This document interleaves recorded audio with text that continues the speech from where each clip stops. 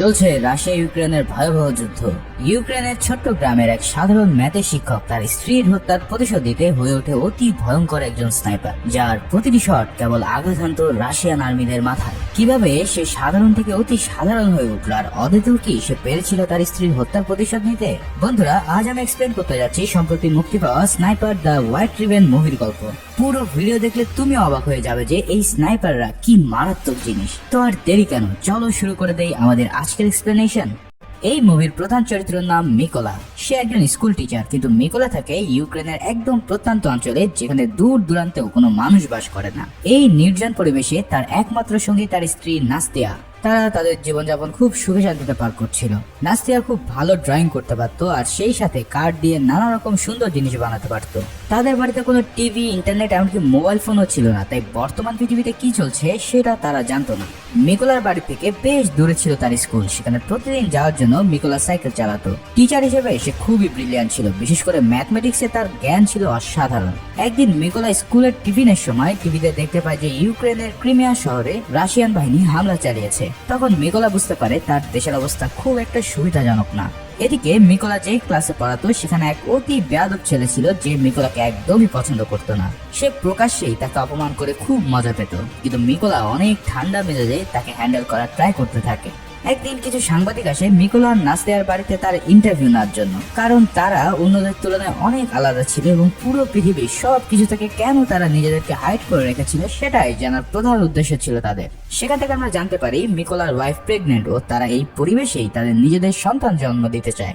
সেখানে তারা একটি সাদা পাথরের সিম্বল দেখে প্রশ্ন করলে নাস্তিয়া জানায় এটা হলো হোয়াইট রিভেন নামের এক দেবতার চিহ্ন, যেটা তাদের উপর শান্তি বর্ষণ করে ও সকল বিপদ থেকে তাদের উদ্ধার করে। রাতে নাস্তিয়া কাঠ দিয়ে একটি দেবতার মূর্তি বানিয়ে মিকোলাকে দেয়, যাতে সেটা তাকে সব বিপদ থেকে উদ্ধার করতে পারে। পরের দিন সকালবেলা মিকোলা স্কুলে যাওয়ার সময় কিছু রাশিয়ান সোলজার দেখতে পায়, কিন্তু মিকোলা তাদের দিকে বেশি একটা না তাকিয়ে জোরে সাইকেল চালিয়ে স্কুলে চলে আসে। মিকোলা স্কুলে এসে দেখতে পারে স্কুল একদম ফাঁকা। এটা দেখে মিকোলা অনেক চিন্তায় পড়ে যায়। তখন সে টিভিতে একটি নিউজ দেখতে পায় যে রাশিয়ান আর্মি ইতিমধ্যে ইউক্রেনে প্রবেশ করে অনেক শহর দখল করে নিচ্ছে। এসব দেখে মিকোলা অনেক ভয় পেয়ে সোজা তার বাড়ির দিকে রওনা হয়, কারণ তার স্ত্রী সেখানে একা রয়েছে। কিন্তু বাড়ি ফিরেই দেখতে পারে ইতিমধ্যে রাশিয়ান সৈন্যরা তার বাড়িতে এসে নাস্তিয়াকে টর্চার করছে। রাশিয়ানরা বলছে এরা নিশ্চয়ই কোন স্পাই হবে, তাই তারা তাদের পুরো বাড়ি সার্চ করে আর শেষমেশ বাড়িতে আগুন ধরিয়ে দেয়। অবশেষে নাস্তিয়া ক্ষুব্ধ হয়ে তাদের উপর আক্রমণ করলে এক সেনা তাকে গুলি করে সেখানেই হত্যা করে। এই কাহিনী দেখে মিকোলা অনেক ভেঙে পড়ে। তার সব স্বপ্ন কয়েক সেকেন্ডের মধ্যেই ধুলায় পরিণত হয়। কিন্তু এখন তার মনে শুরু হয় ক্রোধের আগুন। তার চোখ বলে দিচ্ছে এই হত্যাকাণ্ডের সর্বোচ্চ প্রতিশোধ নিতে চায় সে। সকালে তার বাড়িতে ইউক্রেনের সেনারা উপস্থিত হয়ে তাকে উদ্ধার করে। এমন নৃশংসতা দেখে তারা নাস্তিয়াকে মাথা চাপা দিয়ে চলে যেতে চায়, কিন্তু মিকোলা এবার তাদের সাথে যাওয়ার জন্য অনুরোধ করে। সে বলে আমি এই হত্যার প্রতিশোধ নিতে আর্মিতে জয়েন করতে চাই, প্লিজ আমাকে নিয়ে চলুন আপনাদের সাথে। তারা রাজি হয়ে গেলে মিকোলাকে সাথে করে আর্মি ক্যাম্পে নিয়ে আসে। তখন মিকোলা নাস্তিয়ার দেওয়া সেই কাঠের মূর্তি নিয়ে তাদের সাথে রওনা দেয়, কিন্তু সেখানকার চিফ ইন কমান্ড মিকোলাকে দেখে রাগ করতে থাকে। তার কথা হচ্ছে সে তো রাশিয়ার কোন স্পাইও হতে পারে, হুটহাট করে তো আমরা কাউকে সেনাবাহিনীতে নিতে পারি না। তখন মিকোলা বলে রাশিয়ান আর্মিরা আমার জীবনের একমাত্র সম্পদকে নিয়ে গেছে, আমার বেঁচে থাকার আর কোনো অবলম্বন নেই। তাই আমি চাই আমার জীবন উৎসর্গ করে হলেও আমি রাশিয়ানদের এই হত্যার বদলা নেব এবং ইউক্রেনকে বাঁচানোর জন্য প্রাণপণ চেষ্টা করব। এসব কথা শুনে কমান্ডার কিছুটা আশ্বস্ত হয় এবং তাকে আর্মিতে যোগ দেওয়ার জন্য পারমিশন দেয়। শুরু হয়ে যায় মিকোলার আর্মি জীবন। তার প্রতিদিন কঠিন থেকে কঠিনতর ট্রেনিং হতে থাকে। মিকোলাকে একটি AK-47 অ্যাসেম্বল করতে দেওয়া হলে সে কোনো কিছুই বুঝে উঠতে পারে না। এসব দেখে কমান্ডারের মেজাজ খারাপ হতে থাকে, কারণ এখন দরকার সব এক্সপেরিয়েন্স শূন্য। একদম নাদান কাউকে শিখে যুদ্ধ করতে করতে তাদের অনেক সময় লেগে যাবে। কিন্তু মিকোলা নতুন হলে কি হবে, সে প্রচুর হার্ড ওয়ার্ক করতে থাকে। সবার চেয়ে সে বেশি সময় ধরে ট্রেনিং করা শুরু করে দেয়। মিকোলা তার জীবন উৎসর্গ করে দেয় যে যাতে সে খুব দ্রুত একজন ভয়ঙ্কর সৈন্য হতে পারে। একদিন মিকোলা তার কমান্ডারের কাছে অনুরোধ করে তাকে মিকোলা নামে না ডেকে একটা নতুন কোড নেম র্যাভেন বলে ডাকতে। এই কথা শুনে সবাই হেসে গড়াগড়ি খায়। যে বেটা এখনো বন্দুক অ্যাসেম্বল করতে পারে না, সে কিনা কোড নেম চায়। কমান্ডার জানায় কোড নেম চাইলেও কেউ পায় না, সেটা অর্জন করতে হয়। যদি তুমি এক্সেপশনাল কিছু করতে পারো তবেই তুমি এই কোড নেমটি পাবে। মিকোলা এরপর থেকে আরো বেশি পরিশ্রমী হয়ে ওঠে, আর এখন সে খুব দ্রুত সময়ের মধ্যে একটি গান অ্যাসেম্বল করা শিখে গেছে। পরের দিন তাদের কমান্ডার বলে দেখো আমাদের টিমে ভালো কোনো স্নাইপার নেই, তাই তোমাদের মধ্যে থেকে কে কে স্নাইপার হিসেবে যোগ দিতে চাও হাত তোলো। সবার সাথে মিকোলা উঠে দাঁড়ায়। তাকে দেখে সবাই হাসাহাসি শুরু করে দেয় আর কমান্ডার বলে, তুমি তো ঠিক মতো AK-47 এর ম্যাগাজিনে লাগাতে পারো না, তাহলে কিভাবে স্নাইপার রিলোড দেবে? তখন মিকোলা বলে, আমি চ্যালেঞ্জ করছি স্যার, আমি মাত্র 20 সেকেন্ড লাগবে এই AK-47 কে অ্যাসেম্বল করতে। এটা শুনে পুরো টিম টিটকারি মারা শুরু করে দেয়, কিন্তু মিকোলা এবার তার চোখ বন্ধ করে মাত্র 18 সেকেন্ডের মধ্যে পুরো রাইফেল অ্যাসেম্বল করে দিলে সেই টিম মেম্বাররাই অবাক হয়ে হাত তালি দেওয়া শুরু করে আর কমান্ডার তার এমন সফলতা দেখে স্নাইপার টিমে অ্যাড হওয়ার জন্য পারমিট দিয়ে দেয়। মিকোলা এবার চলে যায় স্নাইপারের ট্রেনিং জোনে। সেখানে ট্রেনিং কমান্ডার তাকে বলে, দেখো সবাই কিন্তু স্নাইপার হতে পারে না, যারা অনেক স্মার্ট ও এলিগেন্ট তারাই স্নাইপার হওয়ার যোগ্যতা রাখে। স্নাইপারের প্রধান কাজ হচ্ছে নিজেকে পরিবেশের সাথে এমন ভাবে লুকিয়ে রাখা যাতে ভয়ঙ্কর শক্তিশালী রাডার ছাড়া তাদেরকে কেউ ডিটেক্ট করতে না পারে। এছাড়াও তাদের হাতে কোনো ক্যালকুলেটর থাকে না রেঞ্জ মাপার, পুরোটাই করতে হয় তাদের নিজেদের ব্রেন ব্যবহার করে। আর তোমার যদি টার্গেট মিস হয়ে যায় তাহলে তোমার গানের ফায়ারের ফ্ল্যাশ ও সাউন্ড শুনে শত্রুরা তোমাকে অনায়াসে ডিটেক্ট করে নেবে। তাই 98% পারফেক্ট শট না নিলে তুমি কখনোই একজন স্নাইপার হয়ে উঠতে পারবে না। প্রথম দিনের ক্লাস শেষে সবাইকে স্নাইপার গান দেওয়া হয়। বাকি সবাই SVD ড্রাগন অফ পেলেও দুর্ভাগ্যক্রমে মিকোলার কপালে জোটে একটি ভাঙাচোরা কার 98 গান। মিকোলা বলে, সবাই এমন আধুনিক গান পেল আর আমাকে সেই ব্রিটিশ আমলের গান দিলেন। এটা শুনে কন্ট্রোলার বলে, এটা তোমার মামার বাড়ি না যে যা চাবা তাই পাবা, যেটা পেয়েছো ওটা নিয়ে তোমাকে প্র্যাকটিস করতে হবে। আর কোনো উপায় না পেয়ে মিকোলা সেই স্নাইপার গান দিয়েই প্র্যাকটিসে নেমে পড়ে। প্রথম সেশনে তাদেরকে বলা হয়, তোমার পাশ দিয়ে যতই গোলাগুলি হোক না কেন তোমার বডি যেন 1 ইঞ্চি না নড়ে, কারণ তুমি নড়লেই তোমাকে ডিটেক্ট করা সহজ হয়ে যাবে। তাই সবার পজিশনের পাশে কমান্ডার গুলি করতে থাকে আর দেখতে থাকে এই আকস্মিক ফায়ারিং এর সাউন্ডে কে কে নড়ে। অনেকেই এই মিশনে ফেল করে, কিন্তু মিকোলা এক চুলও নড়ে না। ফলে এই টেস্টে মিকোলা প্লাস পেয়ে পাস করে। পরের দিনের ক্লাসে জানানো হয়, তোমরা যে 1963 সালের তৈরি SVD স্নাইপার গান নিয়ে প্র্যাকটিস করছো সেটার এফেক্টিভ রেঞ্জ মাত্র 600 মিটার, আর আমাদের কাছে সর্বোচ্চ যে হাইটেক স্নাইপার গানটি আছে সেটার রেঞ্জ 2000 মিটার। মিকোলা বলে, যদি রাশিয়ানদের কাছে চেয়েও ভালো রেঞ্জের গান থাকে তাহলে? কমান্ডার বলে, তাহলে আর কি, ভাগ্য আর তোমাদের হাইডিং স্কেলের উপরেই সব নির্ভর করবে। তবে এখানে গান কেমন সেটা বড় ফ্যাক্টর না, সবচেয়ে বড় ফ্যাক্টর হলো গানের পিছনে যে মানুষটি রয়েছে সে কতটা স্কিলফুল। পরের ট্রেনিং এ তাদেরকে শুটিং টেস্ট করানো হয়। সেখানে সবাই প্রথমে টার্গেট সেট করে, তারপর তাদের চোখ ঢেকে দেওয়া হয়, তারপর সবাই এই অবস্থায় শুট নেয়। সবাই পাস করলেও মিকোলাই পুরনো গান দিয়ে টার্গেট হিট করতে পারে না। মিকোলা বলে, এই গান দিয়ে কখনোই হিট করা সম্ভব না, কিন্তু কমান্ডার জানায় এটা দিয়ে বহু সৈন্য তাদের টার্গেট হিট করেছিল। পরে তাদের ডিস্টেন্স ক্যালকুলেশন ক্লাস নেওয়া হয়। সেখানে মিকোলা যেহেতু একজন ম্যাথের টিচার ছিল তাই সে খুব দ্রুত ক্যালকুলেশন করতে পারত। তাই কমান্ডার তার ক্যালকুলেশনের রেজাল্ট দেওয়ার আগেই মিকোলা সব প্রশ্নের উত্তর একাই দিয়ে দিলে কমান্ডার তা দেখে অনেক ইমপ্রেস হয়ে যায়। এরপর তাদের অন্ধকারের মধ্যে বা লো ভিজিবিলিটির মধ্যে শুটিং করার পরীক্ষা করা হয়। সবাই শুট করলে দেখা যায় মিকোলা মানে রাভেন এই পরীক্ষায়ও ফেল করেছে, তার শট টার্গেট হিট করতে পারেনি। সবাই ট্রেনিং প্যাক আপ করলেও রাভেন ঠায় পজিশন নিয়ে থাকে। তখন কমান্ডার তাকে উঠে আসতে বলে রাভেন জানায় সে হিট করতে পারেনি কারণ সে এখনো পর্যন্ত শুটই নেয়নি। এরপর সে একটা শুট নিলে সেটা সরাসরি গিয়ে সেই টার্গেট হিট করে আর 3+ মার্ক বাগিয়ে নেয়। এবার তাদের সবাইকে পাসপোর্ট আর রেজাল্ট দিয়ে ফাইনাল ব্যাটেলে পাঠানো হয়। সেখানে দেখা যায় রাভেন এই পুরো টিমের মধ্যে ফার্স্ট ক্লাস নাম্বার পেয়ে উত্তীর্ণ হয়েছে। রাভেন অনেক খুশি হয়ে যায় আর তার আসল মিশন এখান থেকেই শুরু হয়। রাভেন তার স্ত্রীর দেয়া সেই দেবতার মূর্তি নিয়ে বেরিয়ে পড়ে ব্যাটেল ফিল্ডের উদ্দেশ্যে। বেইজে পৌঁছালে কর্নেল জানায় একদল রাশিয়ান সৈন্য একটি প্যাসেজ ব্লক করে রেখেছে, কিন্তু সেখানে ফ্রন্টলাইন ফাইটে গেলে বিপদ হতে পারে, তাই স্নাইপার দিয়ে মিশন শেষ করতে হবে। তখন কমান্ডার সবার মাঝখান থেকে রাভেনকে সিলেক্ট করে তার ফার্স্ট মিশনের জন্য। রাভেন ও বাকিরা শুরু করে দেয় তাদের জীবনের প্রথম মিশন, যেখানে এবার তাকে হত্যা করতে হবে জ্যান্ত জীবিত মানুষদের। সবাই এগিয়ে চলে মরে যাওয়া ভুট্টা ক্ষেতের মধ্য দিয়ে। স্নাইপার নিয়ে পজিশন নেয় রাভেন এবং কমান্ডো। বাকিরা সাইডে গিয়ে তাদের অ্যাসাল্ট রাইফেল দিয়ে উঠ পেতে থাকে কমান্ডারের সিগন্যালের জন্য। কমান্ডো রাভেনকে ডিস্টেন্স গেস করতে বললে সে মুহূর্তের মধ্যেই রাভেন তাদেরকে অ্যাকুরেট দূরত্ব বলে দেয়। কমান্ডোর হেড বাই হেড টার্গেট নিতে বলে যাতে সবগুলোকে একসাথে মেরে ফেলা যায়। সবাই তাদের পজিশন সেট করে শুট করতেই যাবে, তখনই একটি গাড়ি আসতে দেখে সবাই হোল্ড করে যায়। এখানে দেখা যায় ওই গাড়িতে ইউক্রেনের 2 জন নাগরিক ছিল। তাদের দেখে রাশিয়ান আর্মি তাদের পাসপোর্ট নিয়ে নেয় আর মেয়েটির গায়ে হাত দেওয়া শুরু করে। তখনই কমান্ডার সবাইকে ফায়ারের নির্দেশ দেয় এবং মুহূর্তের মধ্যে সবগুলো হেডশট নিয়ে সবাই সেখানে তাদেরকে হত্যা করে। কিন্তু এর মাঝে একজন রাশিয়ান আর্মি বেঁচে গেলে ওই মেয়েকে হোস্টেজ বানিয়ে ফেলে। তখন কমান্ডার তার স্নাইপার দিয়ে এক অসাধারণ হেডশট নিয়ে ওই বেঁচে থাকা রাশিয়ানকেও কিল করে মিশন সাকসেস করতে সক্ষম হয়। প্রথম মিশন সফলভাবে শেষ করে অনেক খুশি মনে রাভেন বেইজে ফিরে আসে। কিন্তু সেখানে এসে দেখতে পারি অন্যান্য সদস্যরা এখনো ফিরে আসেনি। পরে রাভেন জানতে পারে তারা সবাই অন্য একটি মিশনে গিয়েছে, আর এর মধ্যে তার এক বন্ধু মিশনেই মারা গিয়েছে।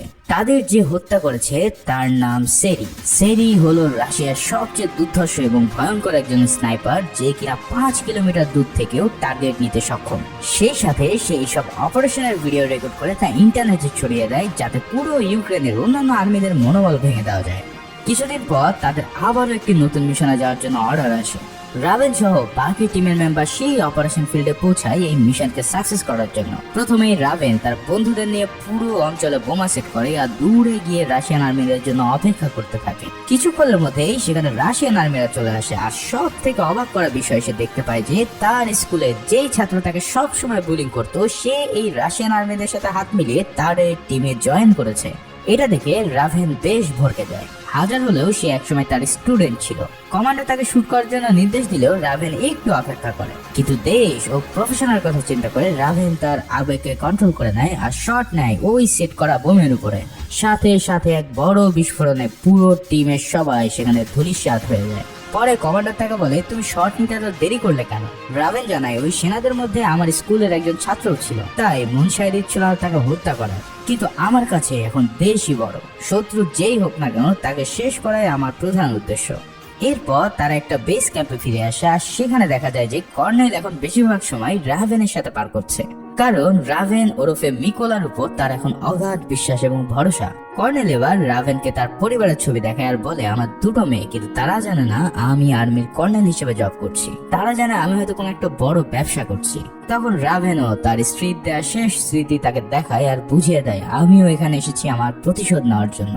এরপর দেখা যায় তারা আবারও এক নতুন মিশনের উদ্দেশ্যে রওনা দিয়েছে, কারণ তাদের কাছে লিড আছে সেখানে সেই বড় স্নাইপার সেরি উপস্থিত থাকবে। তাই কর্নেল ও রাভেন বড় বড় ঘাসের মধ্যে লুকিয়ে তার জন্য অপেক্ষা করতে থাকে। কিন্তু তখনই রাভেন দেখতে পায় সেই আর্মি অফিসারকে, যে কিনা তার স্ত্রীকে হত্যা করেছিল।